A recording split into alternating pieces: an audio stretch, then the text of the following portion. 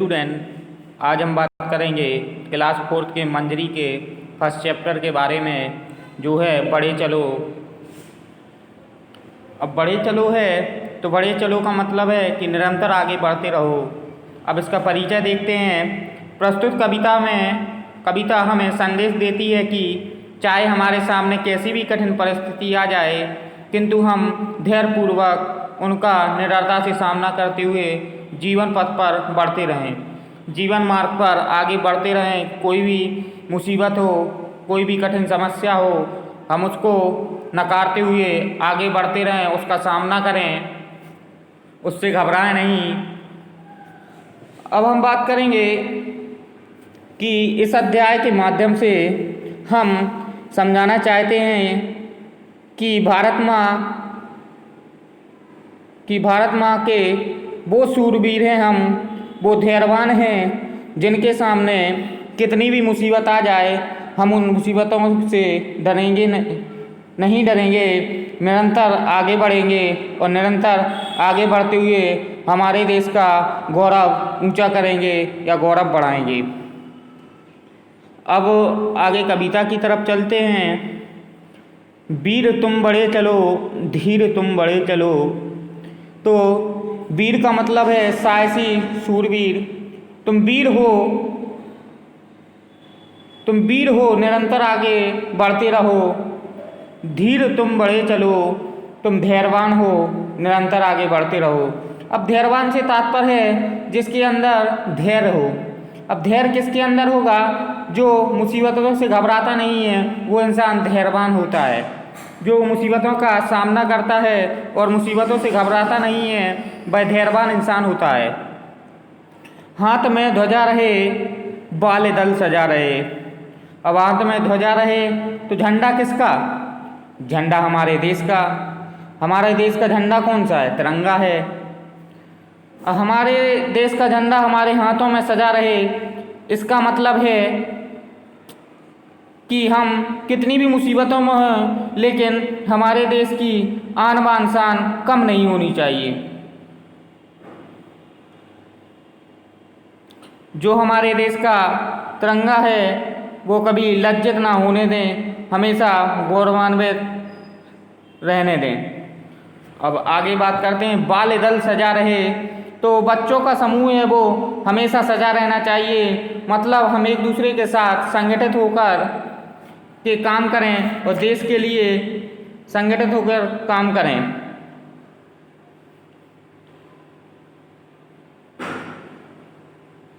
ध्वज कभी झुके नहीं, दल कभी रुके नहीं। अब इसका मतलब है हमारी जो निरंतर कोशिश जारी है कि हम हमारे देश की आन बान शान में कोई आंच नहीं आने देंगे। हमारे ध्वज में हम जो उसे कभी झुकने नहीं देंगे, हमेशा काम करेंगे कि हमारे देश की आन बान शान पर कोई आंच ना आए। वीर तुम बढ़े चलो, धीर तुम बढ़े चलो। तुम वीर हो, निरंतर आगे बढ़ते रहो, तुम धैर्यवान इंसान हो, तुम्हारे अंदर धीरज है, तुम धैर्य हो, तुम मुसीबतों का सामना कर सकते हो, तुम निरंतर आगे बढ़ते रहो।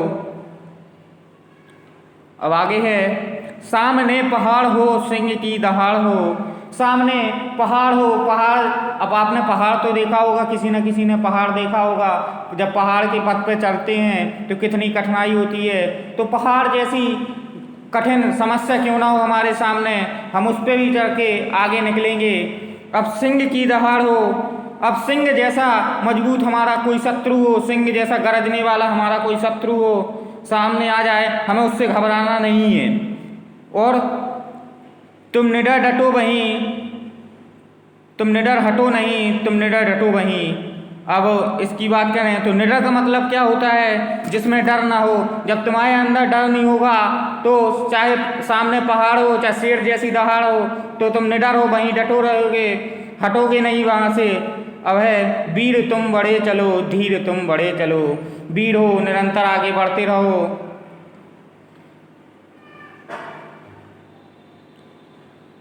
धैर्यवान हो, निरंतर आगे बढ़ते रहो। कवि कहना चाहता है मेघ गरजते रहें, मेघ बरसते रहें। अब मेघ, बादल कितनी भी तेजी से गरजते रहें, वो गरजते रहें, हम डरे नहीं, हमारे ऊपर उसका कोई फर्क ना पड़ना चाहिए, चाहे वो कितना भी बरसें, लेकिन हम अपनी मुसीबतों से सामना करते हुए आगे बढ़ें। बिजलियां कड़क उठें, चाहे बिजलियां कड़कें, अब जैसे बिजलियां कड़कती हैं तो हम डर जाते हैं, लेकिन हमें डरना नहीं है, उन मुसीबतों का सामना करना चाहिए। अब आगे है, बिजलियां तड़क उठें, चाहे बिजलियां कितनी भी तड़कें, लेकिन हमें उससे घबराना नहीं है कि बिजलियों का आपको बताया गया है, लेकिन बिजलियों से तात्पर्य कि इतनी झमाझम या कोई भी ऐसी मुसीबत आ जाए जिससे हम घबराने लगें तो घबराना नहीं है। चाहे बिजलियां जैसी चाहे तड़कें, लेकिन हमें घबराना नहीं है। वीर तुम बड़े चलो, धीर तुम बड़े चलो। अब आप वीर पुरुष हैं, साहसी पुरुष हैं, आगे निरंतर बढ़िए। धैर्यवान है आपके अंदर, आप धैर्यवान पुरुष हैं, हमेशा निरंतर आगे बढ़िए। प्रातः हो कि रात हो, संग हो न साथ हो, चाहे सुबह हो चाहे रात हो, चाहे रात्रि का समय हो चाहे सुबह हो, संग हो न साथ हो, चाहे किसी का संग हो या ना हो, लेकिन सूर्य से बढ़े चलो, चंद्र से बढ़े चलो।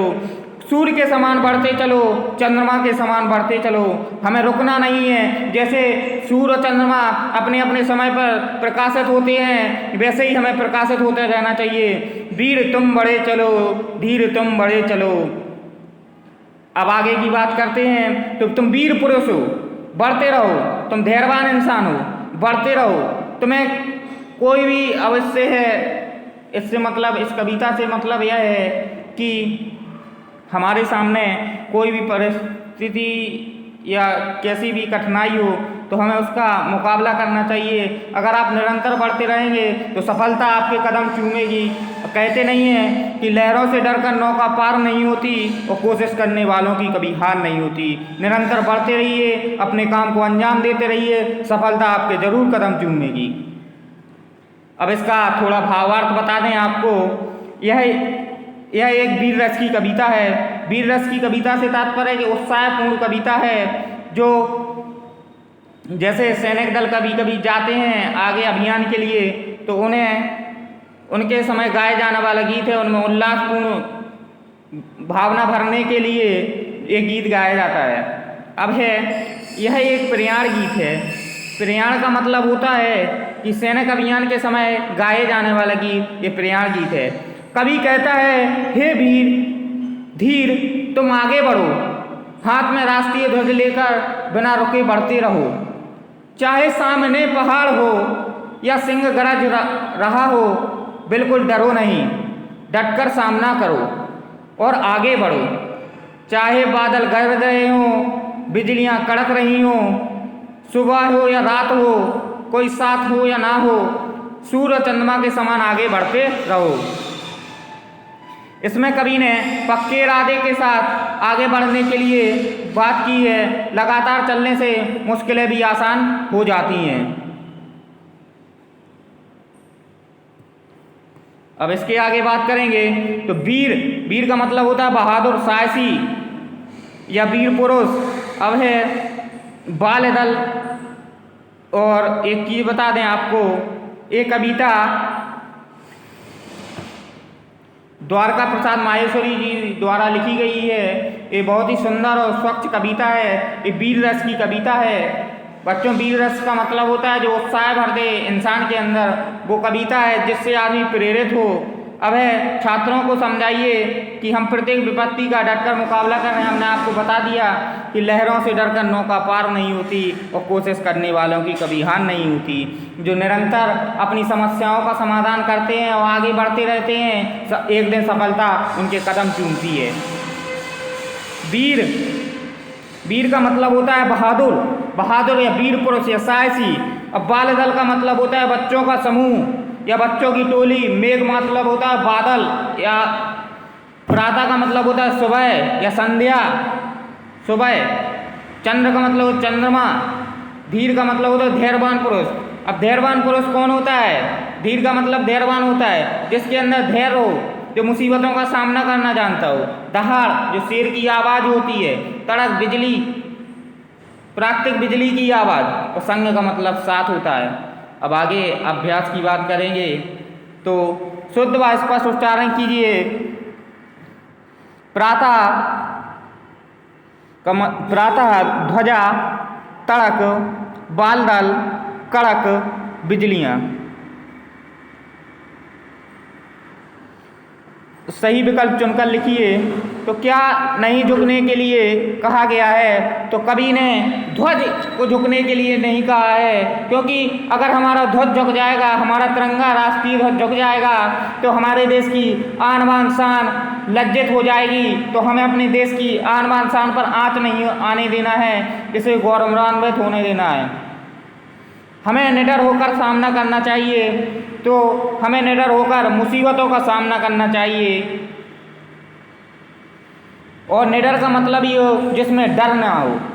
आप में डर नहीं होगा तो आप मुसीबतों का सामना कैसे भी करते जाएंगे। अब है कवि ने किसके समान आगे बढ़ने के लिए कहा गया है? अब कवि ने किसके समान आगे बढ़ने के? तो सूर्य और चंद्रमा के समान। जैसे सूर्य और चंद्रमा अपने समय समय पर वातावरण या धरती को प्रकाशित करते हैं, वैसे ही आपको अपने जीवन को मुसीबतों का सामना करके आगे आते हुए अपनी सफलतापूर्वक जीवन को आगे बढ़ाना है और सफलता हासिल करनी है। अब आगे देखते हैं क्या सजा रहने के लिए कहा गया है? तो कवि कहता है कि बाल दल सजा रहे, बच्चों की टोलियां हमेशा सजी रहें। अब अगला है कहाँ डटने के लिए कहा गया है? तो कवि कहता है कि चाहे सामने पहाड़ हो, पहाड़ जैसी मुसीबत हो, चाहे सिंह जैसा कोई मजबूत शत्रु हो हमारे सामने, लेकिन हमें घबराना नहीं है, डटकर मुकाबला करना है। हमें किस तरह बढ़ते रहना चाहिए? तो सूर्य और चंद्रमा के समान बढ़ते रहना चाहिए, क्योंकि सूर्य और चंद्रमा अपने समय समय पर प्रकाशित होते हैं, ऐसे ही हमें अपने जीवन को प्रकाशित करना है। तो समय समय तक आगे बढ़ते रहना चाहिए और मुसीबतों का सामना करना चाहिए। हमें कैसा बनना चाहिए? तो हमें सूर्य और चंद्रमा के समान आगे बढ़ते रहना चाहिए। ऐसा बनना चाहिए कि इसमें हमारे इरादे हैं जो आगे बढ़ते रहें और लगातार हम चलते रहें तो सभी मुश्किलें आसान हो जाएंगी और एक परिश्रमी व्यक्ति बने और जीवन में कोई भी मुसीबत हो उसका सामना करना सीखें, उससे डरे नहीं, हमेशा निडर रहें, तो आप एक नेक और अच्छे इंसान बन जाएंगे।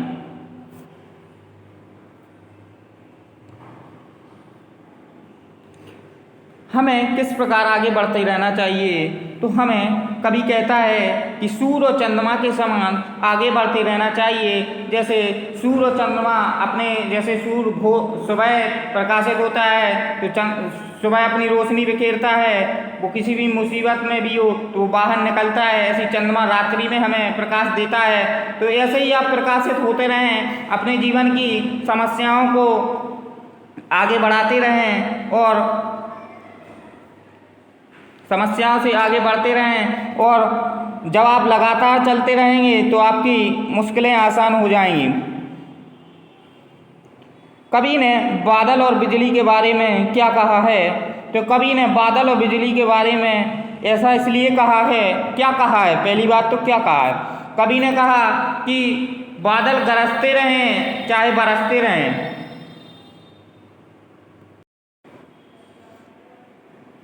बादल चाहे गरजते रहें चाहे बरसते रहें, लेकिन हमें रुकना नहीं है, निरंतर आगे बढ़ते रहना चाहिए।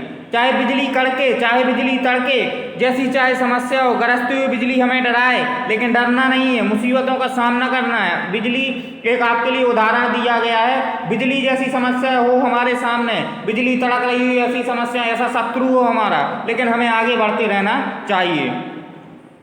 सूर्य और चंद्रमा का उदाहरण देते हुए कवि ने क्या कहा? सूर्य और चंद्रमा का उदाहरण देते हुए कवि ने कहा है कि सूर्य के समान और चंद्रमा के समान आगे बढ़ते रहो और अपने इरादों के साथ आगे बढ़ते रहो, और लगातार चलने से मुश्किलें आसान हो जाती हैं और अपने सफलता अपने कदम चूमती है।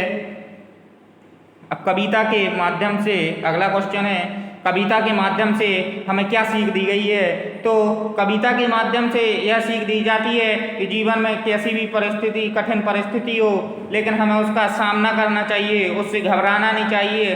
अगर आप धैर्यवान इंसान बनेंगे तो जीवन में हर कार्य को कर जाएंगे। वीर पुरुष की तरह निरंतर आगे बढ़ते रहिए। तो कविता यह सीख देती है कि मुसीबतों से घबराना नहीं चाहिए, विपत्ति का सामना करो और सूर्य चंद्रमा के समान आगे बढ़ते रहो। अब आगे है, कविता की पंक्तियाँ पूरी कीजिए। तो ध्वज कभी झुके नहीं, दल कभी रुके नहीं, तुम बढ़े चलो धीरे तुम बढ़े चलो। तो ध्वज कभी झुके नहीं, तो हमारे देश का तिरंगा है उसे कभी झुकना नहीं चाहिए। जो दल है, बाल दल है, उसे कभी रुकना नहीं चाहिए। वीर तुम बढ़े चलो, तुम बहादुर इंसान हो, तुम बढ़े चलो, तुम धैर्यवान इंसान हो, निरंतर बढ़ते रहो। अब आगे है, मेघ गरजते रहें, मेघ बरसते रहें, बिजलियां कड़क उठें, बिजलियां तड़क उठें। चाहे बादल गरजते हों, चाहे बादल बरसें, लेकिन हमें रुकना नहीं है, निरंतर आगे बढ़ते रहना है। चाहे बिजलियां कड़कें, चाहे बिजलियां तड़कें, चाहे बिजलियों से जैसी आवाज़ हो, चाहे पहले हम घबराते हैं बिजलियों से, लेकिन हमें घबराना नहीं है, इनका निरंतर सामना करना है और आगे बढ़ते रहना है। सामने पहाड़ हो, सिंह की दहाड़ हो, तुम निडर हटो नहीं, तुम निडर डटो वहीं। अब कवि कहना चाहता है कि सामने पहाड़ हो, पहाड़ जैसी कठिन समस्या हो, लेकिन उसका सामना करो। शेर जैसा कोई मजबूत शत्रु हो हमारे सामने आ जाए तो हमें घबराना नहीं है, उसका डटकर मुकाबला करना है। तुम निडर हटो नहीं, तुम निडर डटो नहीं। अब निडर से तात्पर्य है कि जिस इंसान में डर नहीं होता, तुम निडर हो तो निडर होगे तो हटोगे नहीं, वहीं डटे रहोगे और मुसीबतों का सामना करते रहोगे। पहाड़ जैसी, चाहे शेर के दहाड़ जैसी कोई भी परेशानी हो आपके सामने, आप उससे घबराओगे नहीं। अगर आप निडर इंसान हो तो कभी घबरा नहीं सकते। प्रात हो कि रात हो, संग हो न साथ हो, सूर्य से बढ़े चलो, चंद्र से बढ़े चलो। अब चाहे सुबह हो चाहे रात हो, संग किसी का हो आपके साथ चाहे ना हो, लेकिन आगे बढ़ते रहो और सूर्य चंद्रमा के समान आगे बढ़ते रहो। सूर्य चंद्रमा का इसलिए इतना बड़ा उदाहरण है कि वो अपने समय से प्रकाशित होते हैं। उनके सामने कैसी भी कठिन परिस्थिति हो, वो उस परिस्थिति का सामना करके प्रकाशित होते रहते हैं। अब व्याकरण के ज्ञान के बारे में बात करते हैं। वे शब्द जो स्त्री जाति या पुरुष जाति का बोध कराते हैं उसे लिंग कहते हैं। जिन शब्दों में हमें स्त्री या पुरुष जाति का बोध होता है उसे लिंग कहते हैं। जैसे लड़का है तो किसका, पुरुष जाति का है, लड़की है तो स्त्री जाति की है। तो ऐसी जाति में जिसमें हमें इन दोनों का बोध होता हो वो लिंग कहलाता है। अब लिंग दो प्रकार के होते हैं, पहला होता है स्त्रीलिंग, दूसरा होता है पुल्लिंग। अब पुल्लिंग की बात करें तो वे शब्द जिनमें हमें पुरुष जाति का बोध होता है या बोध कराते हैं तो पुल्लिंग कहलाते हैं। जैसे गाय है, बालक है, पुरुष है, बैल है। तो गाय किस में आएगा, आपको बता दें कि स्त्रीलिंग जाति में आता है। हमने इसलिए पहले बोला है कि आप समझ पाते या नहीं। तो वे शब्द जो स्त्री जाति का बोध कराते हैं उन्हें स्त्रीलिंग कहते हैं। जैसे बालिका है, औरत है, गाय है, तमाम प्रकार के इसके एग्जाम्पल हैं, आप देख सकते हैं। अब इसके आगे है सही मिलान कीजिए। तो सही मिलान है तो इनकी बोलियां दी गई हैं और बोलियों से मिलाना है। तो बकरी क्या करती है, मिमियाना। चिड़िया क्या कहती है, चहकना। गधा रेंगता है और गाय रवाती है। और कोयल का मिमियाना होता है। अब इसके बाद है इनके लिंग बदल कर लिखिए। तो अध्यापक होगा तो अध्यापिका हो जाएगा। सिंगनी होगा, सिंगनी का मतलब शेरनी या सिंगनी, तो सिंह हो जाएगा, शेर हो जाएगा इसका। अब आगे देखिए, हथनी का हाथी का हथनी हो जाएगा। धोबी का धोबिन का धोबी, माली का मालिन और पंडित पंडिताइन। इसके आगे की एक्सरसाइज को पार्ट 2 में बताया जाएगा। ये पहले पार्ट में इतना ही करेंगे और आप फेयर कॉपी में करेंगे। अब thank you and have a nice day.